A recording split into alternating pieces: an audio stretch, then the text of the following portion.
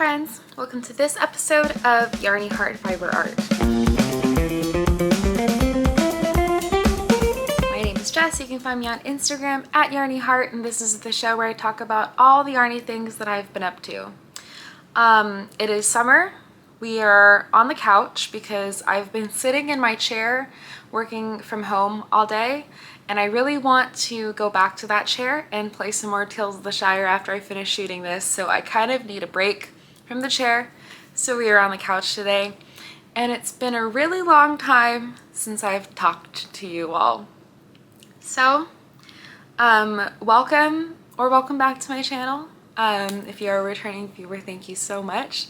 Yeah, I know that my posting has been extremely sporadic lately, and I'm not even going to try and offer an excuse for that. I know it's been very sporadic, but I've been knitting a lot, and you know, I finally found a free moment to sit down and share some of what I've been working on with you all.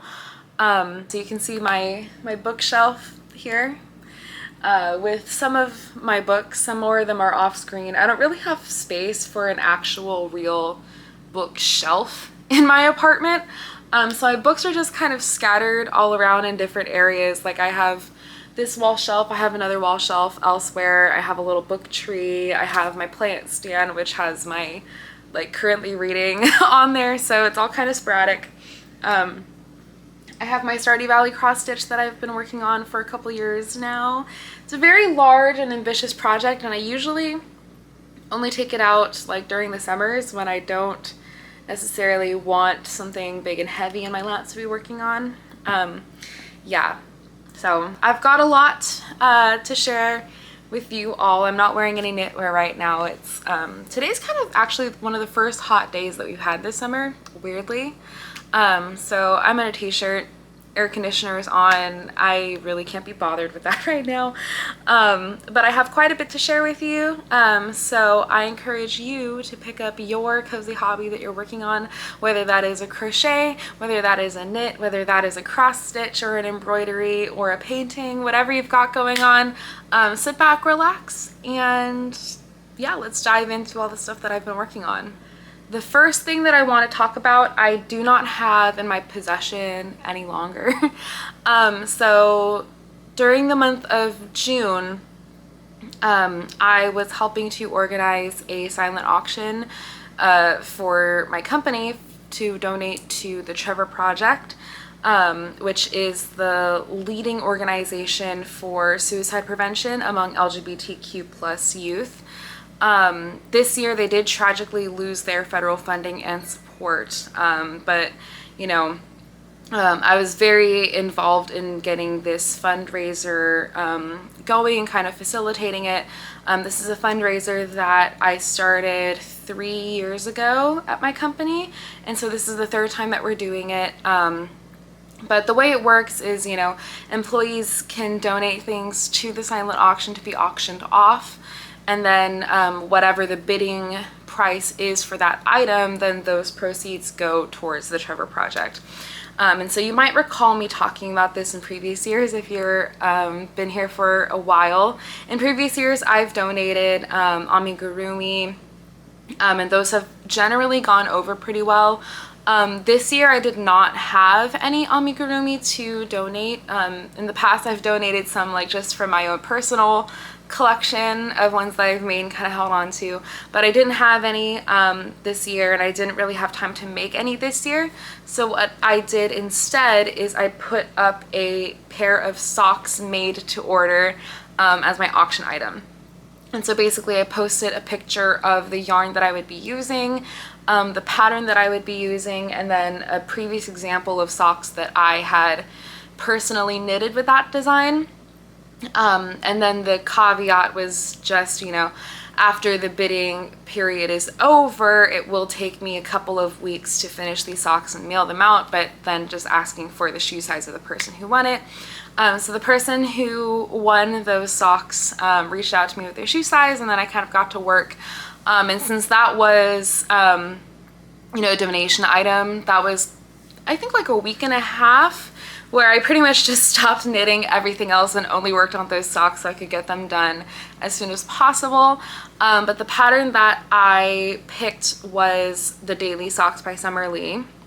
Yeah, so I had previously made a pair of the Daily Socks by Summer Lee for my boyfriend using a different yarn that actually looks pretty similar to the yarn that I did use for these socks. I got them at the same time. I got them at the yarn swap event that was hosted by Uncommon Threads last January, I believe. But the yarn I used for my boyfriend's socks was a local hand dyer, now out of business, called Pearlescence Yarns.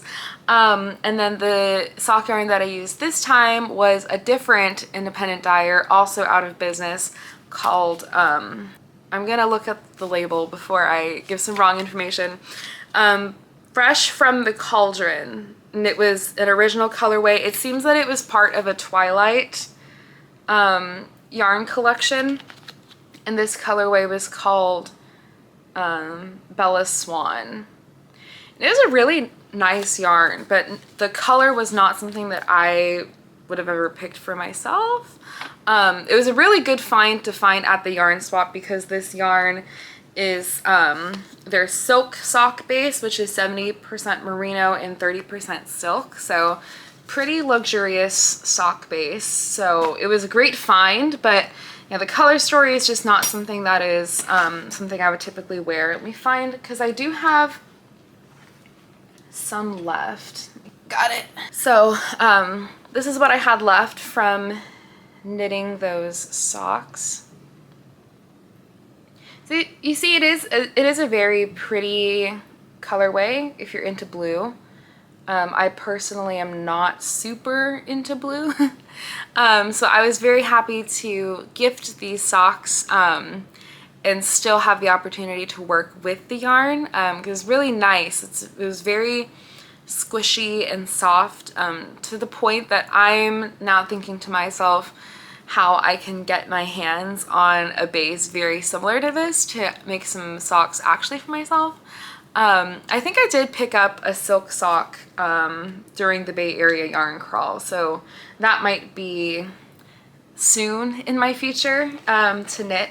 But yeah, so this is actually, I think, the first time that I've re-knitted a pattern. I'm not usually a pattern repeater. Lizzie McGuire, you are an outfit repeater. But I think in this instance, I wanted something that I had done before. That way I kind of had more of a guarantee that the finished product would turn out well. I think particularly because it was going to someone else who paid real dollars to get it. You know, I really wanted it to be something up to par with that standard. Yeah, so I knitted those socks very quickly, and then I blocked them and I sent them off. So they are no longer in my possession, but I hope that my coworker who did receive them is very happy with their final product. Okay. The second finished object that I have to talk about is also not in my possession anymore. On the previous episode of the podcast, I was talking about the Ryan sweater that I was knitting for my mom as a very late birthday present. Let me see if I can get pictures from her and put them on the screen somewhere, hopefully. Yeah, so I finished that sweater also. I did feel very obligated to finish that sweater. I think I mentioned that in the previous episode as well, where like it felt very heavy having it as an obligation, especially because I was already working past the deadline. Like her birthday had definitely passed at that point, and so I kind of felt, I mean, I was late. I was definitely late in knitting that for her birthday, but it did turn out well. At first I was a little concerned about how the fit would be. It seemed like it was going to be a very close fit, and part of it that I had to remind myself though was that my mom doesn't necessarily mind a closer fit, particularly on the sleeve area. A lot of things that she wears tend to be quite tight in the sleeve. But personally, I don't enjoy that. And so I kind of had to remind myself of like my preferences versus her preferences. And I did end up gifting it to her in mid-June, I think. Yeah, mid-June sounds about right. So definitely not sweater weather yet, and she will not be able to wear that until the weather turns cooler for sure. But the rest of that project, I feel like the project went very well. Like nothing went wrong during the project. It was just an extremely tedious process because it was all over lace, some cable work, all in a fingering weight and seamed together. So nothing went wrong. It was just a very long process. But I hope she is happy with it. Like I said, hopefully I'll get a picture up here as well. I did forget to mention that the pattern was called Ryan. It is by Marie Wallen. And the yarn that I used was this Pubir by Som Knit, which is a yarn store in Korea that I visited when I went to Korea with my mom in October. She picked out this yarn for herself. She picked the color. This is a very good color on her, not so much a great color on me, but very fun to work with because it is nice to have the opportunity to work with colors outside of my palette. Similarly with the socks that I had just finished talking about, it's still nice to work with those colors. I enjoy seeing them on my needles, but I don't really enjoy seeing them on myself. But it's nice to have some variety in that way. And this is 70% Tasmania wool and 30% baby alpaca. And then this is the equivalent of a fingering weight yarn, but it's actually 2 strands of lace weight that are wound together through the entire cone. There we go. Yeah, so as you can see, it's 2 strands, like I said, of lace weight. I enjoyed working with this yarn. I do have quite a bit left. Certainly enough for something. Not sure what that would be yet, but we'll see. So that's 2 of my finished objects that I don't even have, so I could show you to talk about them. My third finished object is, I feel like kind of a throwback. I've been working on this for quite a while, but it is my Signal and Signalist socks. I'm gonna turn them around so you can see the bears. So this is my Signal and Signalist socks by Yucca. I've been working on this probably a year at this point. I kind of took a break because I think I actually finished one sock, and then instead of working on the second sock, I casted on a traveling sock in between because I didn't want to fiddle with having 3 colors and traveling. And so I took a break, cast on a different sock, finished that sock, then came back and started working on these.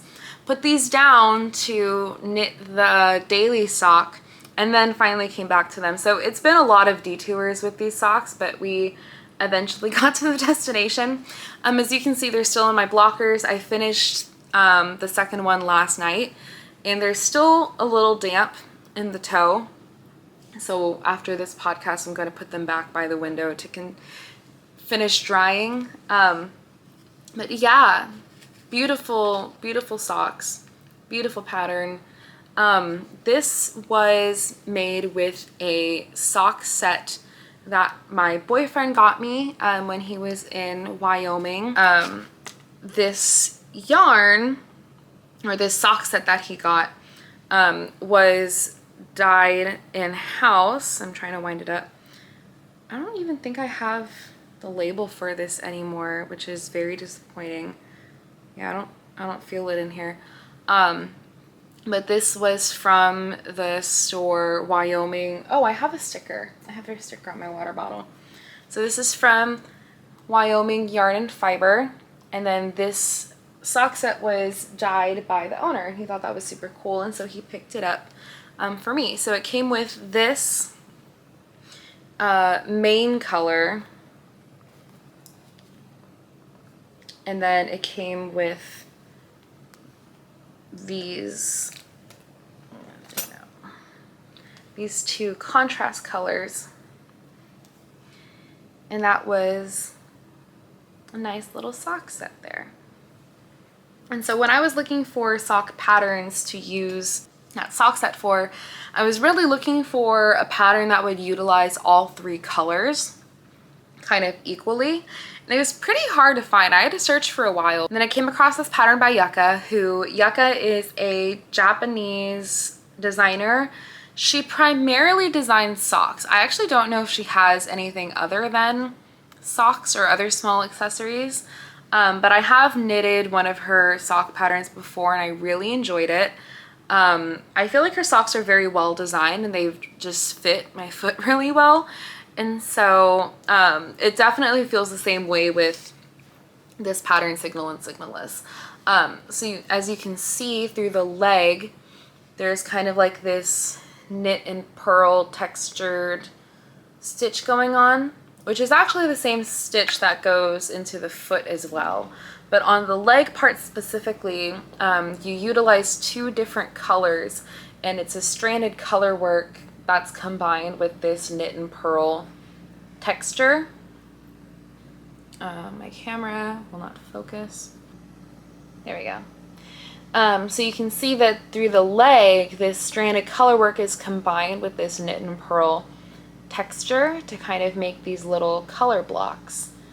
And then the secondary color also comes back in the heel, and then it also comes back and you do a little faux seam using short rows on the toe. And I believe the sample had the same color on both socks, but since I loved both contrast colors, I went ahead and made them sisters instead of twins, if you will, and made one with one contrast color and the other with the other contrast color. It was very interesting also because as I started on the second sock, because this was the first sock that I knitted and then this was the second sock, it's very interesting because it's almost like the skein got a little less saturated as I got closer to the center of it. Like there's a lot more lighter patches on the second sock as opposed to on the first sock. So, but I think they're super cute, and like I said, I'm okay with them being sisters instead of twins. I think it's almost more cute that way and it has a lot of character. But yeah, so I finished up some socks last night. I'm kind of in a sock mood, and I don't know if it's partially summer or like just this insane urge to finish things, because I had second sock syndrome on this for such a long time, and then my other sock that I'm going to cast on probably tomorrow is a pair to another single sock that's been hanging out by itself for a couple months now. So I really feel an urge to finish up some of these lingering sock projects that I have, which is a good thing. I'm gonna ride the wave as long as it lasts. Part of it too, I really want to build up more socks because one, I have so much sock yarn that I've just accumulated and collected as souvenirs from random places or etc, etc, and I just need to sit down and actually make socks out of them. And number two, because my boyfriend and I are planning to go to Korea in December this year, and it is going to be quite cold in December. And so I'd really like to build up a bigger wardrobe of wool socks, both for me and my boyfriend, hopefully, so that we're a little prepared for the cold weather. And so I want to knit some more socks for the both of us, and I also want to knit some more cold weather accessories, and I definitely have a lot of yarn that's just been hanging out that is certainly a perfect amount for me to make some of those kind of cold weather accessories. It's just here in this climate I don't usually have a need for any cold weather accessories, and so I don't typically knit them.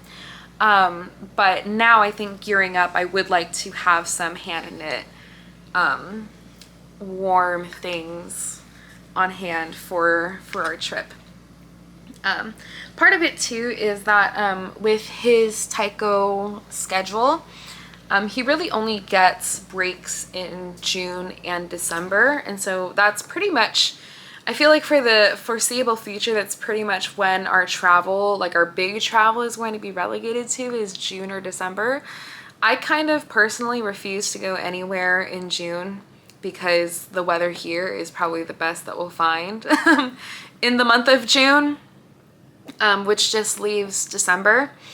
And so if we are going to be doing more travel in December and more fun things in December, then, you know, I'll have certainly more use for some of the warm weather accessories like hats and gloves and scarves and stuff like that. Yeah, I think I've mentioned before, but I went to college in Indiana, and that is certainly a climate where it snows. But I wasn't as big into knitting. I got back into knitting my sophomore year of college, I want to say, and by that time I pretty much like accumulated a wardrobe of cold weather stuff. So I pretty much knitted mittens for myself. I think like one hat, one scarf, and that's about it. And so the rest of my cold weather gear during that time was store bought, and so I think now, I haven't had a use for it in so many years, but I think now starting to build a cold weather wardrobe that's me made, I think is something that is on my list for this year. Also in the summer, it's nicer to work on things that are small, as opposed to things that are larger and have to sit in your lap more. Yeah, so that I think is all my finished objects. And speaking of larger projects to sit on your lap, I do have an update on my darling vest. So what's really funny is before sitting down to film this podcast, it has been such a long time since I filmed the last one that I went back and kind of scrubbed through my last podcast just to see what I talked about, what I didn't talk about, and like where I was progress wise with different projects and stuff. And I'm about to share my progress on my darling vest, but it's in a really funny spot right now because when I checked the last podcast, the last time I shared this, I believe this is the exact row that I left off on last time. But see, the thing is, this is the exact same row on the second panel now. So it's not that I didn't make any progress on my darling vest. I've made a lot of progress on it.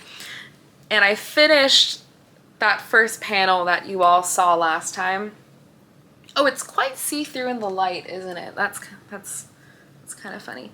But I finished this panel. I did finish this panel.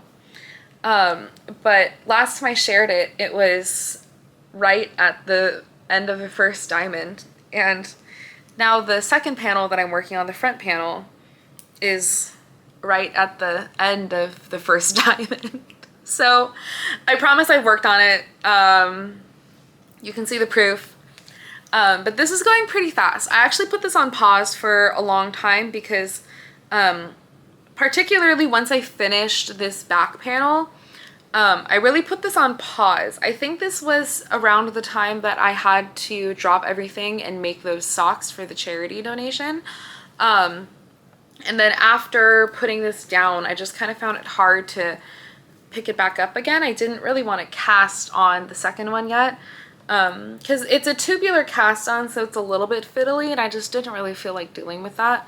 So I procrastinated a little bit, but once I did cast this on and get past the 1x1 rib section, it's been going extremely fast, and so I'm at the point now where I do kind of want to just chew on this and finish it. Yeah, it's kind of the point that I'm at emotionally. So the darling vest, I forgot to mention this. I'm so out of practice. I feel I don't even know what order I'm supposed to do things in anymore. But the darling vest is a pattern by Kwashir Knit, who is a Korean YouTuber who usually does knitting vlogs, where she'll do a project vlog for the process of knitting something. And now she has quite a few knitting patterns that are out as well. And the darling vest is one of them. I think it might be the first one that was published in English as well as in Korean. But yeah, so that's this vest, and it's really cute. So this is the back panel that I'm holding up right now. It has these lace diamonds, and then it also has a little bit of like a cable motif going on. There's also one kind of at the underarm here. The thing about the cable motif, I did mess this up on the back panel, where I did it every 4 rows, but I think it's actually supposed to be every 8. Oops. But it's not like it looks bad, it's just not exactly how the pattern is.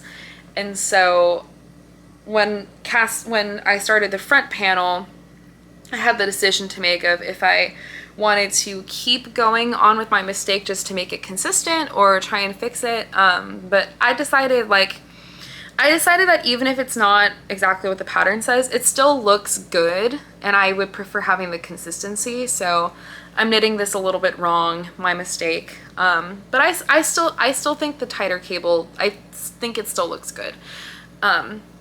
One of the main features of this vest is that there is an embroidered tulip in the middle of each diamond.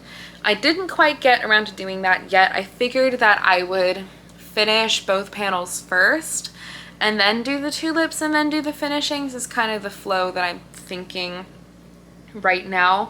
I was also kind of waiting to see if I would have enough leftover embroidery floss from doing this Stardew Valley cross stitch kit. I have 4 of these kits, by the way. This is the kit for winter. But I also have ones for every season, and some of them have more green and pinks in them. So I was really ambitious in thinking that I would be done with the cross stitch before I finished the knitting pattern.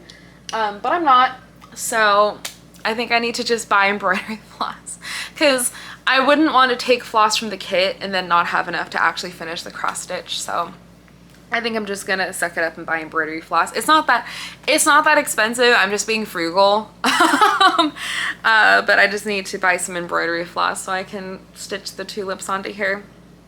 But yeah, that's how this is going.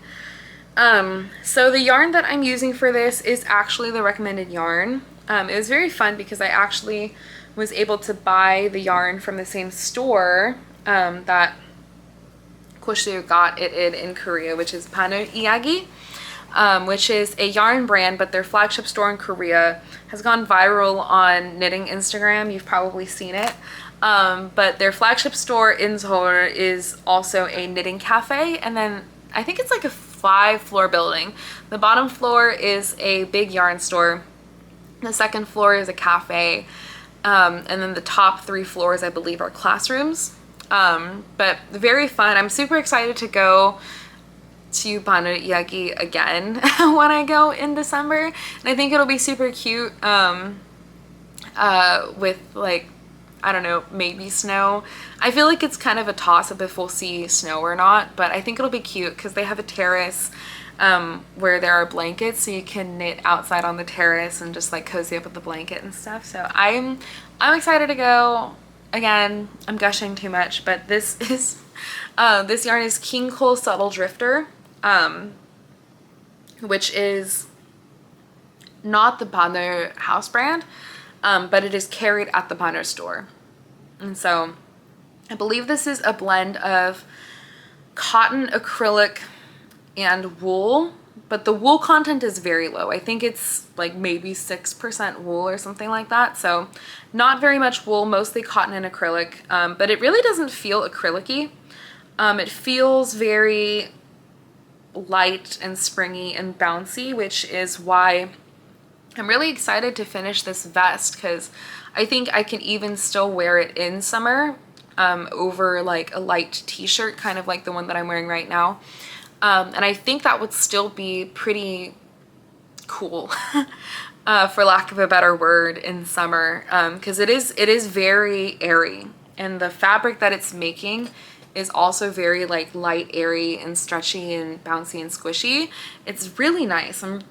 So this is one where, yes, I've been enjoying the process of making it, but I kind of feel like I want to pump the gas on it a little bit, because I'm very excited at this stage now of having the finished product, which for me knitting this was kind of always about more, I'm usually in the middle of being a process versus a product knitter.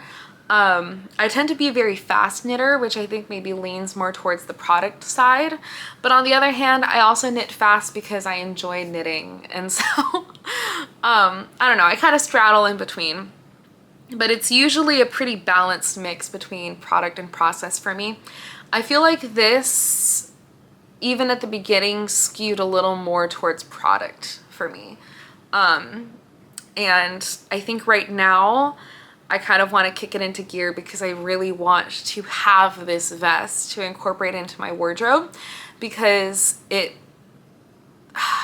when I saw this vest, the reason I wanted it so badly was because it fits in exactly with my personal style and my wardrobe, and I just really, really wanted to have it. Like, even when I've been getting dressed for work, a lot of the time these days, like, I'll be getting dressed and like planning my outfit, and then I'll have a moment where I actually think to myself, dang, I really wish my darling vest was finished so that I could wear it today. So I really, yeah, I think after, I'll show you progress on a new project I'm working on. It's actually almost done. So once I finish that, I think I really want to kick it into gear with this one and finish this one as well. So I think what I'm kind of looking at wanting here is a little bit of a clean sweep of my current whips that I'm actively working on. Not talking about my hibernation whips, but the whips that I'm actually actively working on right now. I feel like I kind of want to clear my plate completely and then kind of start on new stuff, which is weird for me to say. I really like casting things on. It's my toxic trait. My next whip is also a new cast on to you, which is gonna sound absolutely insane when I show you how much progress I've made on it. But this is the Tulieres Polo by Sumin Kim. And as you can see, it's almost finished. So the Tulieres Polo is meant to be knitted with a sport weight yarn, but I am knitting it with a fingering weight because I really wanted this particular yarn and color and composition and everything. I really wanted this to be the polo, and I knew that it was going to be probably off gauge. And I sized down like 3 needle sizes and I still couldn't meet gauge. So I have a feeling that even if I knitted this with a sport weight yarn, I still wouldn't have met gauge. Would that make her a tight knitter and me a loose knitter? I can't do knitting math right now. Don't ask me to do knitting math right now. But yeah, I sized down 3 needle sizes. I still couldn't meet gauge, and so I said, okay, whatever. I'm just going to keep this needle that I'm on right now, which is, like I said, I think 3 sizes down, 2 sizes? 2 sizes down from the recommended. And I was like, fine, I'll just knit it with this needle, but I'll just knit a size smaller than what I should be knitting anyway. I did the math and it worked out. It was really funny because my boyfriend was over the evening that I was swatching for this, and so he watched me go through the process of swatching, blocking it, measuring it, going, I'm still not on gauge, and going through that whole process several times. And then he was like, okay, well, whatever, I'm gonna go take a shower, like have fun doing knitting math.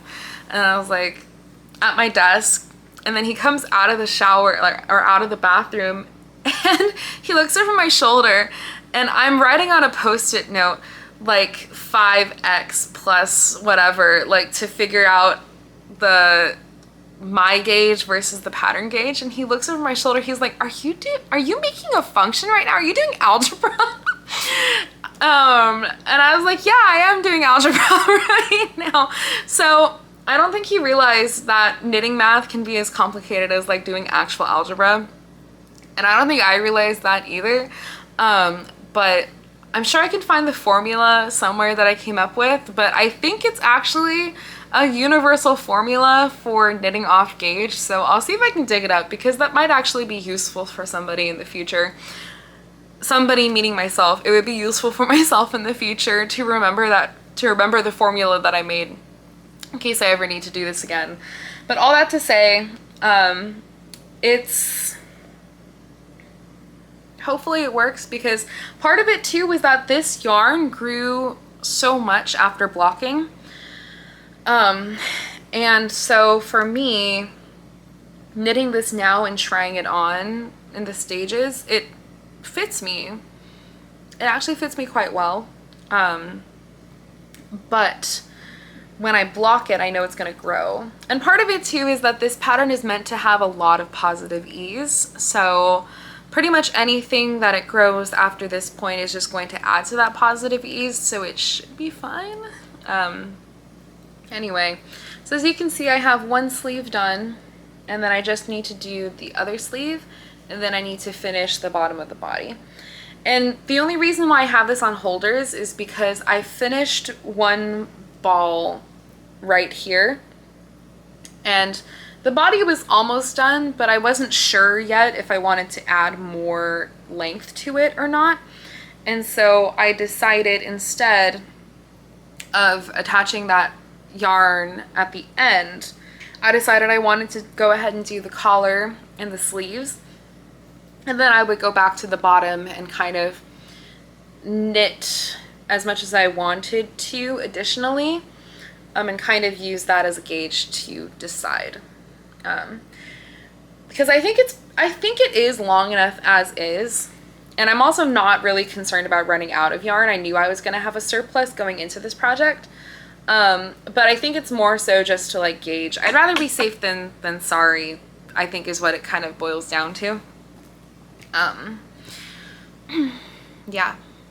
Sorry my light keeps like fluctuating. It's every time I hold up a project to the camera, I think it's blocking like my room light from my face, and then my camera has to readjust every time I like put the project down and there's more light again. So I think that's what's going on.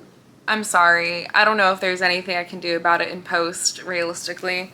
That wouldn't take me like hours to manually color correct. But yeah. So I really like this pattern. It's kind of like the mindless, repetitive repeating. That's quite repetitive of me.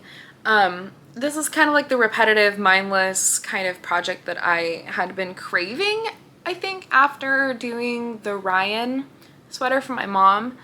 Because I remember after that, like when I was working on that sweater, I remember thinking to myself, dang, I really want to knit something that is just straight up stockinette right now. And I feel like I still somewhat have that itch. I'm deciding of what I want to cast on after this round of projects, and there might be something all over stockinette in the goings, but I haven't decided if I actually want to commit to that project or not. But I feel like this has kind of scratched the itch of something mindless and repetitive that I was kind of craving. And I think that's also why this came out so quickly, because this is also a fingering weight yarn. So the yarn that I'm using, this is yarn from the Bay Area Yarn Crawl this year. So I did share it last podcast actually. This is Casey Knits cotton and wool fingering. So this is 50% cotton, 50% superwash merino in the colorway Sarasota Sunrise. And this is once again a fingering weight yarn. Yeah, and so, sorry, I'm trying to put this back in as nicely as I can because I don't want to separate it, because I'm gonna have leftovers and I want to keep the ball band with the ball if I can manage that. That's good enough. What was I saying? So I do really like this yarn. I'm a big fan of it. I'm a big fan of a cotton merino, and it was really cool to see a hand-dyed cotton merino while I was at the crawl. This was purchased from Black Squirrel Yarns in Berkeley, which I love that shop. It's just way too far for me to go there regularly, but I adore that shop. If you're ever in the area, check out Black Squirrel Yarns. I adore them. But they had this yarn during the crawl, and it was a trunk show, because I believe this dyer is based out of Florida.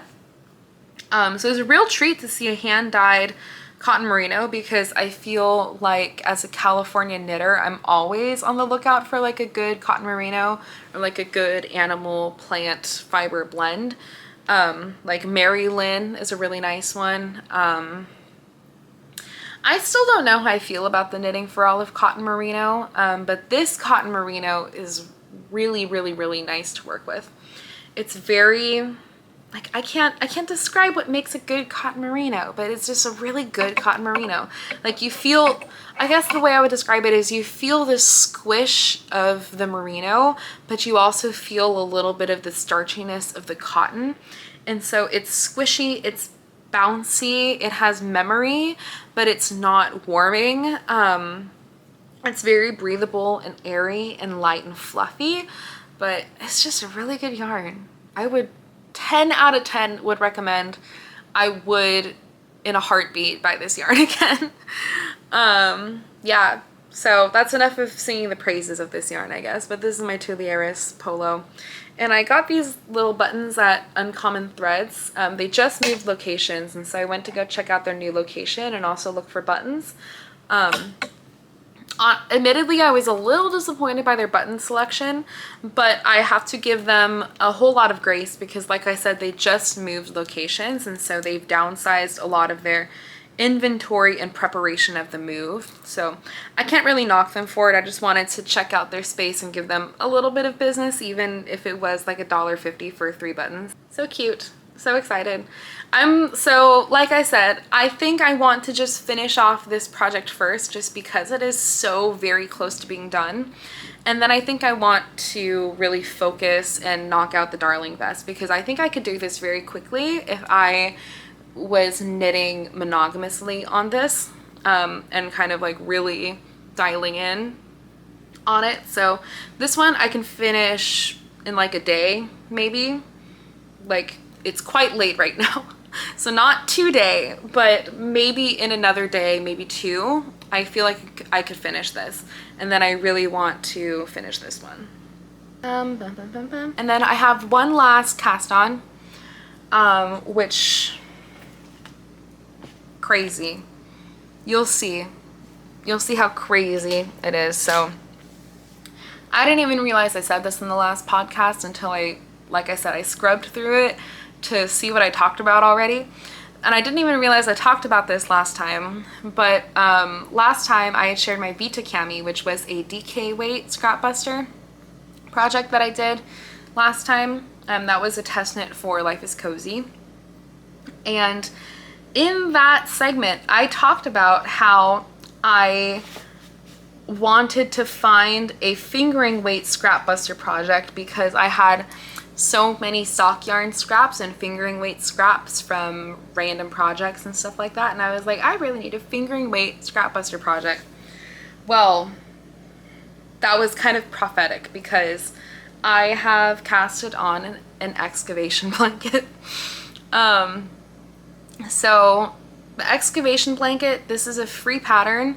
I believe High Fibered Knits just finished one, and she is directly the inspiration for me casting this on because as she was working on it, even before she finished it just now, I kept thinking to myself, wow, that's a really like fun, eclectic, weirdly harmonious way to use up your scrap yarn, because I feel like my personal gripe with a lot of scrap buster projects is that you have to kind of like make a color story out of it. And most of the time my scraps don't really make a color story because I do a lot of gift knitting. I have a lot of yarn that was gifted to me. I have a lot of yarn that is essentially thrifted. And so a lot of my yarn scraps don't really tell a color story.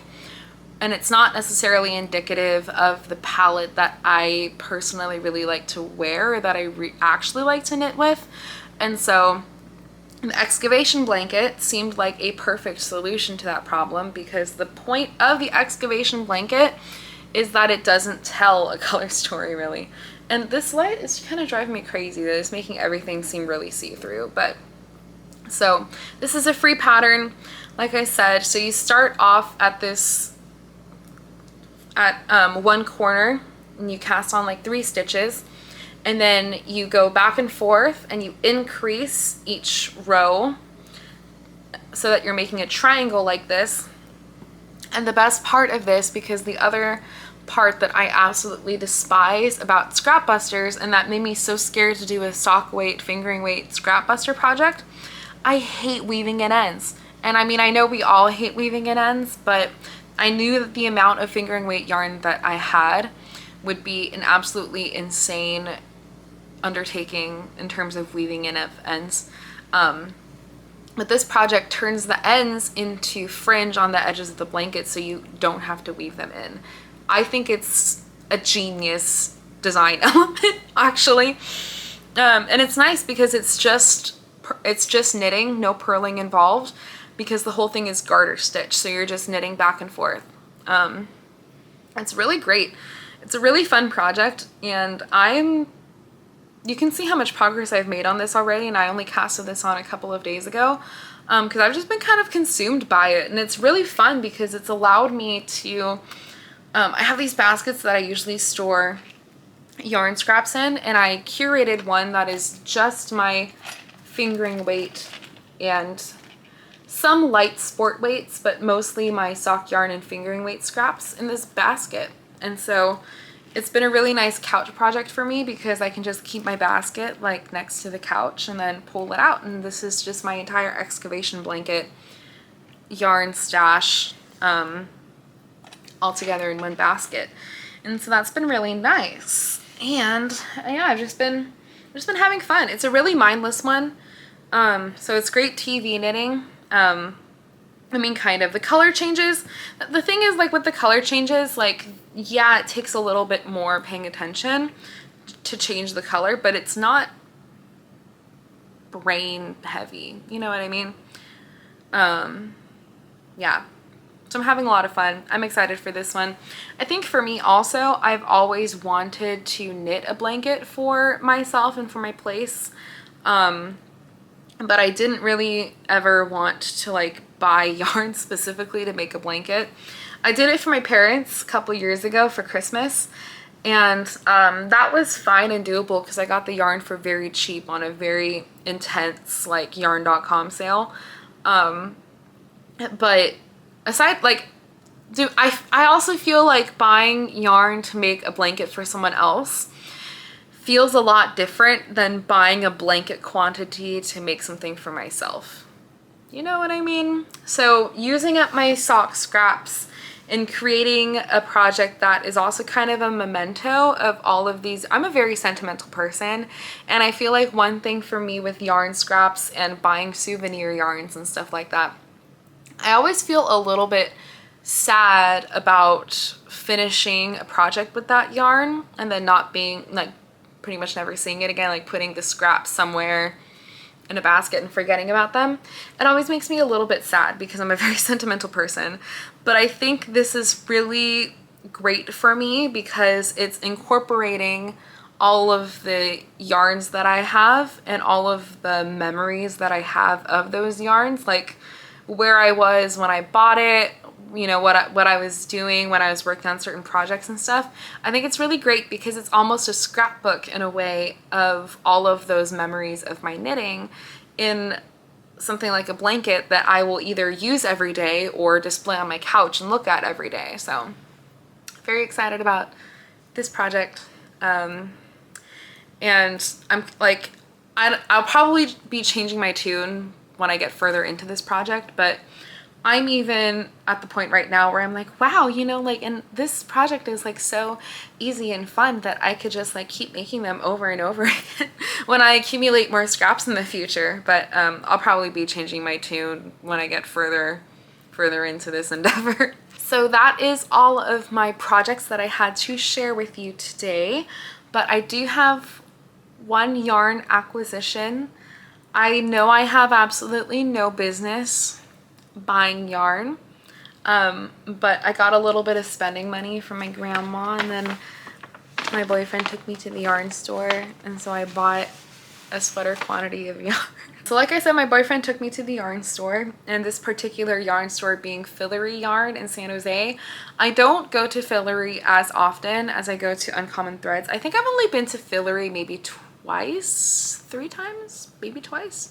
Because it is a little more out of the way. Uncommon Threads is really close to where he lives.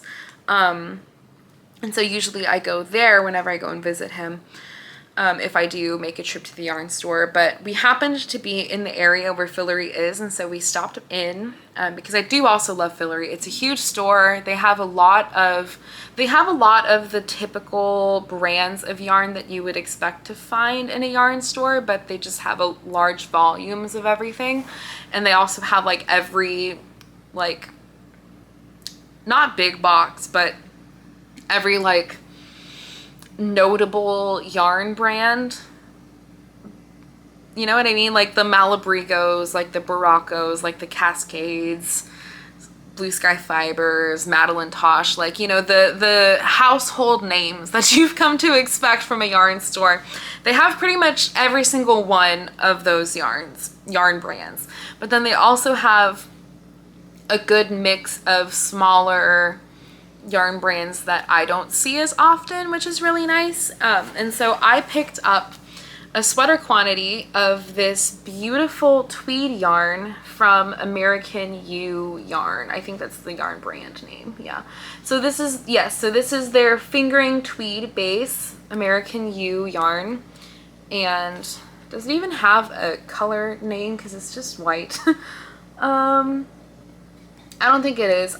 The collection is called Earth Tones, and they had a whole bunch of different colors there on this big rounder, but a lot of the other colors, I either didn't like the color combination of the tweed bits with the base yarn. I either didn't like that, or it was a color very similar to something that I have already, either in stash or that I just knitted. But this yarn really caught my eye. I love a tweed. I love the look of tweed, but I have never knitted a tweed garment for myself. And so I really wanted to fix that. So I picked up this yarn for myself, and I think it's really cute. It's very cookies and cream to me. It's giving very biscuit. So it is kind of like an off-white. It's kind of more like it's a bit of like a cooler off-white, I would say, but that might also be because of the black tweed neps. But it's kind of like a cream color. So like it has these black and tan neps in it. And I just think it's really pretty. I'm such a sucker for a tweed. So I have a couple of sweaters in mind for this. I do think that I want to make it a pullover sweater and not a cardigan. Yeah, really pretty. The yarn is super soft too. I think it's Rambouillet. Okay, so 3-ply merino Rambouillet Shanico wool, and that's 89% of this yarn, and then 6% acrylic, 5% rayon, and that's just for the tweed nips. Yeah, so pretty. So I couldn't say no. I'm really excited to work with this whenever I get to it. I'm not expecting to get to it anytime soon. I have a lot of other sweater quantities that I do have solid plans for. And so I think this is gonna sit in my stash for a little bit. But I just wanted to show it off while we're all here sharing. That's all I had to share. It felt somehow like not a lot, but I'm sure that when I'm editing it, it's gonna be super long. But thank you so much for hanging out with me today, taking the time to listen to all of the knitting that I've got going on. I would definitely love to hear what you have on your needles right now. I know the Bay Area has been in kind of a very cool pocket, weirdly, but I know the rest of the country is burning up right now, so I'm very curious what summer projects you have all going on. If any, maybe you're taking a break from knitting and cross-stitching or whatever like I tend to do during the summer usually. But yeah, thank you so much for spending this time with me today. I'm so very excited to see you next time and share what else I have going on, share progress. Hopefully all of these things will be done and I'll have a whole new set of works in progress to share with you next time. So until then, take care and I'll see you soon. Bye.